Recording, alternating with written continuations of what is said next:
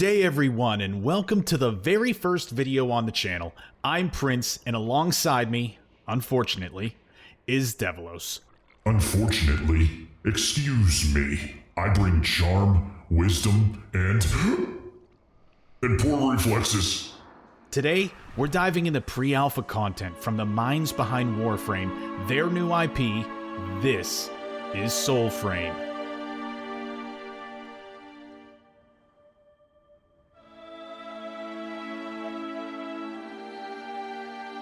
Soulframe, another mystical journey where I swing wildly in mishap of my spells. Delightful. This world is so serene it almost makes me forget that I died trying to parry a sheep. No, Devilos, you didn't parry a sheep. And yet, here I am, haunted not by spirits, but by my kill-death ratio. Soulframe feels less like a Warframe sequel and more like its dreamlike cousin. The world is earthy, mystical, and drenched in spiritual lore. Think Studio Ghibli meets Elden Ring after a long day at the spa with Hideo Kojima as the masseuse. Yes, quite peaceful until a tree slaps you in the face for looking too relaxed. Combat is slower than Warframe. It's more deliberate. You parry, you dodge, you commit. You feel the weight of every strike that you make. While there are parts of the combat that I genuinely enjoy, the tension of a perfect parry, the weight behind a well-timed blow, as a whole, it feels too simple. There's room here for something deeper, for complexity that rewards precision, experimentation, and growth. Imagine if the rhythm of your attacks, light or heavy, chained into unique sequences depending on when you press them mid-animation.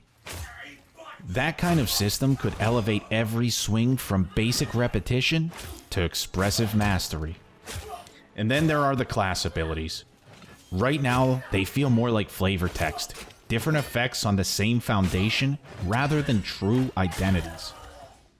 I want my class to feel distinct. I want to know who I am the moment I step into a fight, not just by the stats, but by my style. Let my combos tell a story. Let my decisions look awesome, and not like backpedaling while throwing daggers. Ah yes, tactical retreat, the ancient art of moonwalking backwards while aggressively spamming throwables. Without greater expression in combat and clearer distinctions between classes, you begin to feel the repetition creep in. And when combat is one of the pillars holding up the entire experience, it can't afford to be this fragile. Soulframe needs to lean into the weight it's already built, deepen it, sharpen it, give players room to carve out their own identity through action. Because if the blade is going to be your voice, it has to sing a different song for everyone. Soulframe doesn't explain itself. It doesn't walk you through systems or spell out controls. It simply drops you into its world and lets the silence do the talking. And while I personally find that refreshing, I know it won't work for everyone. This game is full of beautiful, unexplained mechanics. You'll spend your first few hours just trying to understand what anything does. Some of it you stumble upon by chance, some of it you reverse engineer through intuition, and sometimes you just hold the left trigger and press A when you see a yellow glowing orb. Xbox controller players, you're welcome. I have no doubt a proper tutorial system is coming, and I genuinely hope that it's done right. It doesn't need to spoil the mystery. Just ground players in the basics, stat explanations, control layouts, even a hint at what systems matter long term. Right now, it's an intriguing and mysterious fog, but it's still a fog. That said, once the world starts to open up, the real experience can begin. Quests, or rather fables, aren't just handed out. They're uncovered, discovered, buried in puzzles, hidden behind weather-worn shrines, or gifted by items you nearly missed. I once wandered into a bush and found a dungeon. I thought it was shrubbery. Turns out, it was only regret. And what you find isn't always grand. Sometimes it's a cinematic boss fight so stunning that you'll forget to breathe. Other times, it's rescuing a handful of lost puppies. Both, however, do feel meaningful. And let's be honest, I like puppies. The world of Soulframe is alive. Not loud, but alive. It doesn't beg for your attention. It rewards your curiosity. Even now, hours in, I'm still running into new paths, strange encounters, and moments that feel like they were placed there just for me. In a gaming world that is so obsessed with efficiency, Soulframe dares to be wonder. I wish that I could tell anybody that's going to play this game to not pull up a guide and just enjoy the adventure, enjoy the exploration. There is real magic in not knowing, in turning a corner and realizing, oh, this is where that story begins. When it comes to crafting and overall progression, I don't think it's fair to pass full judgment just yet. The systems feel skeletal at best, which, admittedly, fits the co-host. I take offense to that. I'm only partially skeletal. What I will speak on is the crafting time system. Right now, anything you build, whether it's weapon, equipment, or any sort of upgrade, is gated behind real-time delays. Sometimes 4 hours, sometimes all the way up to a day. The only way to speed it up, from what I can tell at least, is through premium currency, or at least what I assume is going to be the premium currency. And while I understand the free-to-play model needs to sustain itself, this approach risks undercutting the entire loop.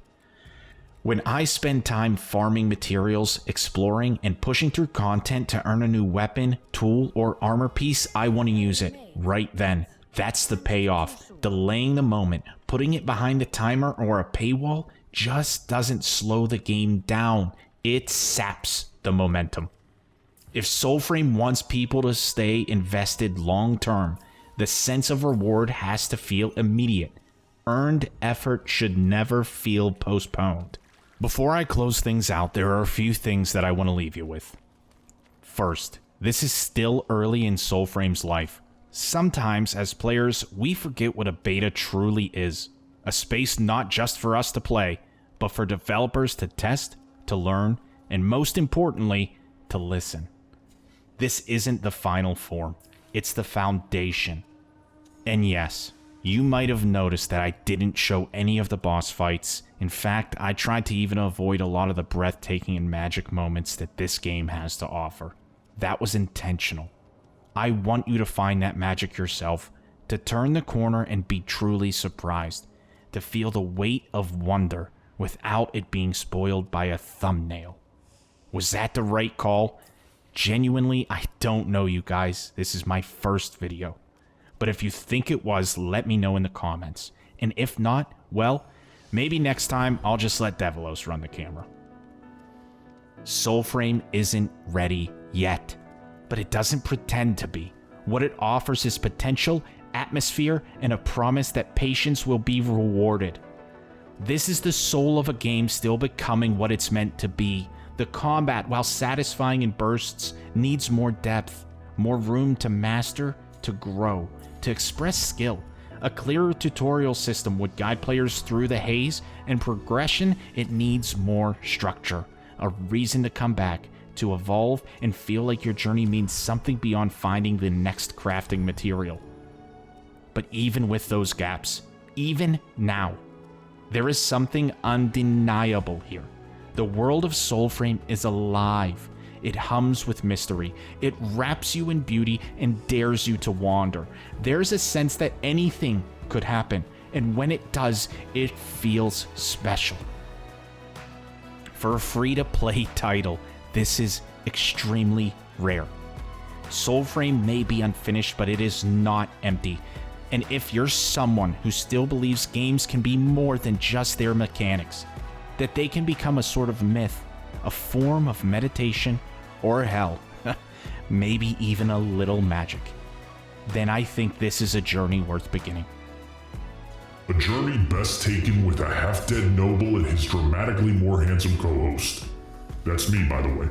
Devilos and I want to thank you for joining us, not just for this review, but for what comes next. Yes, streaming. Live chaos, awkward failures, and the occasional profound moment when I don't walk off a cliff.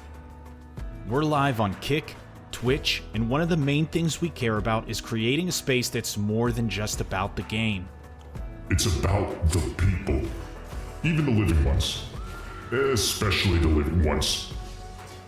If you've got something going on, something heavy, maybe something weird, or even something worth celebrating, bring it. Drop it into the chat and share it. We want to build a space where no one feels like they're just passing through this alone. Even I had friends once. They all betrayed me, of course, but that's besides the point. You will always have a place with us, whether it's for the game, the laughter, or just to feel like someone's listening. Join us, or don't. But if you don't, I'll haunt your screensaver forever. Thanks again so much for watching, and we'll see you in the next one, everyone. Peace. Same corpse time, same corpse channel. Have a good one, everybody.